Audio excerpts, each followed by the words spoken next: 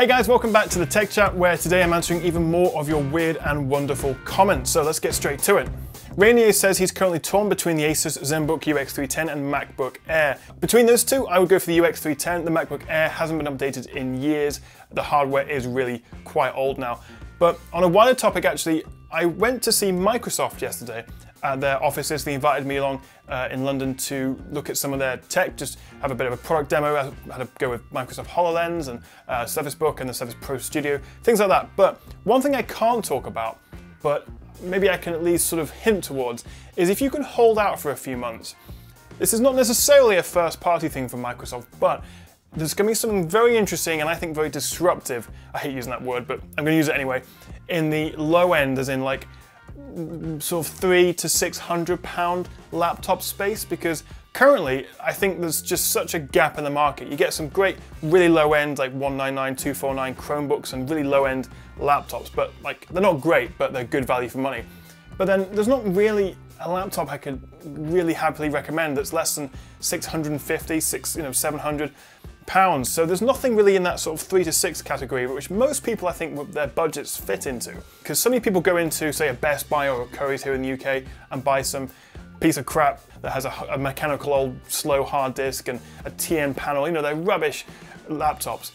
But I think that's going to change soon. But I can't say any more right now. But for now, I go with the UX310 out of those two. But just to let you know that cool things are coming. Prophet says, no laptop is perfect. I don't agree. The idea that perfection is unachievable is retarded, especially from the critic's side. It comes off oddly biased, like you're almost lying. Well, I don't think any laptop is perfect. Name me a laptop or a device that you think is perfect. He's referring to the XPS 15, I use it, I bought it myself, I use it every day, but it isn't perfect. While you can give things a 10 out of 10 while they're not perfect, there's nothing that I don't think anything is perfect. For example, there was an interesting conversation we had at Trusted Reviews, where I also work, when the HTC Vive came out. Our editor who was reviewing it wanted to give the Vive 10 out of 10, but everyone was like, well, think of the massive gaming PC you need with it, all the cables, all the clunkiness and the bugs. Like they wanted to say give it an 8 because of the sort of the issues with it. And this was a genuinely really fascinating sort of journalistic conversation to have, because it may not be perfect, but I want to give it a 10 out of 10 because it's really pushing the industry forward. It's trying something different. There's nothing else quite like it. It's the best version of VR. And while there are issues with it, it's the best one you can get. And while it, again, isn't for everyone, if you do want VR, that's the one to get. But at the same time, I understood people saying, most people shouldn't buy this. Most people don't have the resources, the powerful gaming PC, the technical know-how to set up a VR headset like that. So I think in the end we settled on a 9 out of 10, but that's a genuinely interesting conversation. It comes up with, you can give something 10 out of 10, but it's not perfect. So I would continue to say, like, for example, in this case, the XPS 15 is not perfect.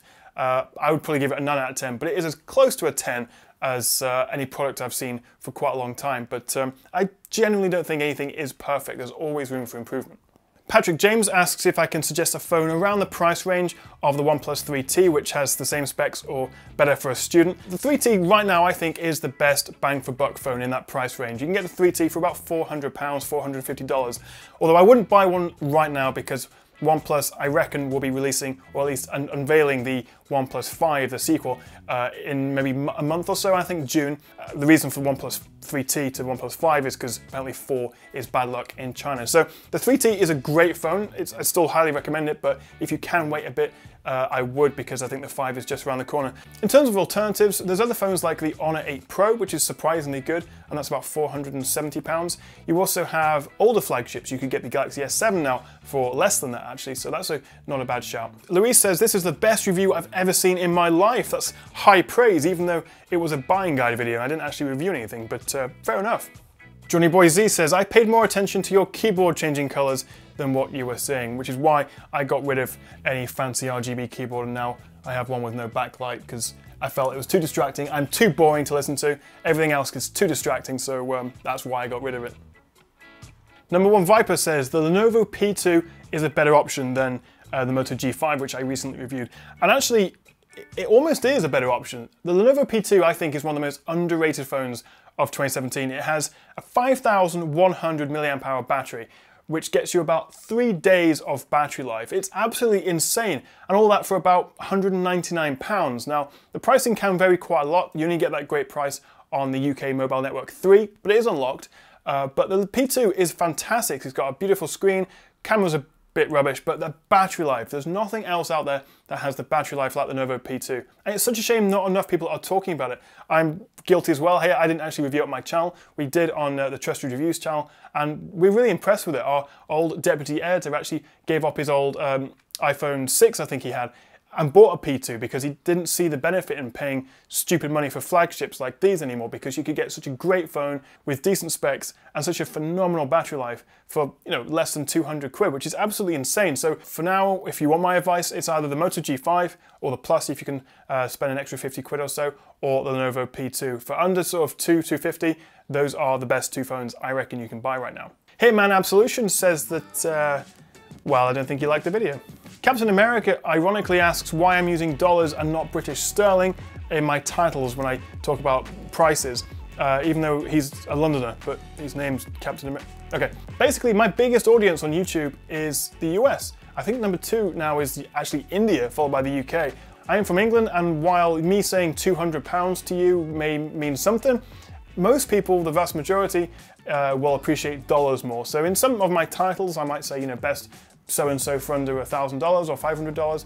I'm sorry to hear that Captain America from London would unsubscribe over that. I just think it makes sense to target your titles and your SEO stuff towards your biggest audience. Dutch Schaefer says, what PC do you have? Well, I have this bit of a beast of a desktop behind me. It's got a Ryzen 7 1800X, an MSI 1080 Ti, 32 gigs of RAM, a terabyte 850 EVO SSD from Samsung, a 1000-watt Cooler Master PSU, and a Cooler Master Pro 6 case, I believe that is. So actually, a bit of a beast. Although I do have to give the 1080 Ti back to MSI at some point.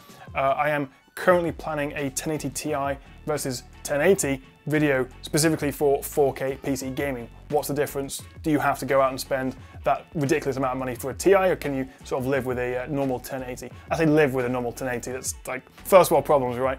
Parser says, how do you have so little subs? Your video quality is really good. Well, I appreciate that, thank you.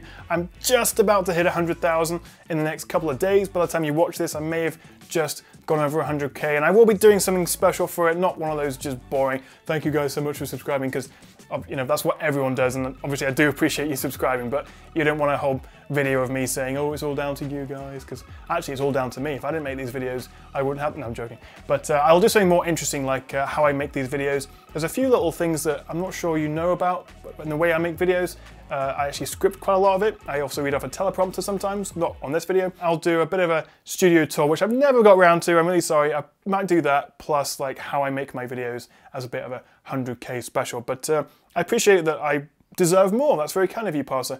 A slightly odd one from Zuby Force. Man, I have to ask, because soon I'm moving to England. Is that light behind the curtain legit sunlight? Well, it's true. We don't have the best weather here in England, but it is legit sunlight. We do have some sunlight in the UK. It's actually a grey day and it was raining earlier, as you'd expect, but that is an actual window. I know, pretty impressive. So thank you very much for watching, guys. I hope you liked the video. You can tweet me at the Tech Chap on Twitter. You can follow me on Instagram, or send me messages on Facebook. Again, it's all the Tech Chap. Or you can write comments below this video. Maybe include some in my next video next month. Thank you very much for watching, and I'll see you next time right here on the Tech Chap.